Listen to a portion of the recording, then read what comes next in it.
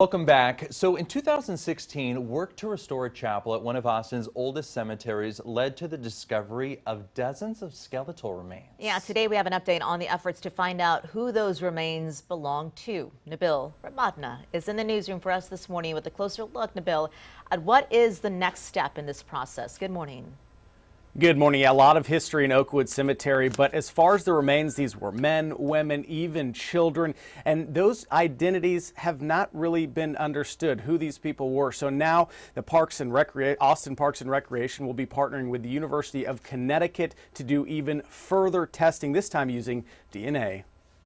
Oakwood Cemetery has a lot of history. The cemetery itself dates to the founding of Austin in 1839. Also dating back to the 1800s, some of the remains that were found while crews were fixing up a chapel on the grounds. The archaeologists who were monitoring construction came across fragments of bone, and it was discovered after many months of further investigation that indeed the chapel appeared to have been built over pre-existing graves. The remains of 36 people were found at the site. It's very clear to everybody involved that these were people that were forgotten clearly at the time that the chapel was constructed, and it's our goal to learn as much as we can about them, try to interpret the lives that they lived. To do that, they'll turn to even more testing, this time through DNA. You can understand different patterns of genetic variation and relatedness among the individuals that are interred, or these families that we interred together. Learning about who they were, but also making sure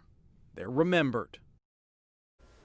And this research would come at no cost to the city. That's because this is a partnership with the university. As far as those remains that were found, they do plan on having a proper burial for them in the future, but COVID has had an impact and delayed that. Guys, back to you. All right, Nabil Remadna, thank you so much. Meantime, Oakwood Cemetery provided a final resting place for the people who built Austin. It contains some family names many of you are going to recognize: Zilker, Pease, Bergstrom, Miller, many others.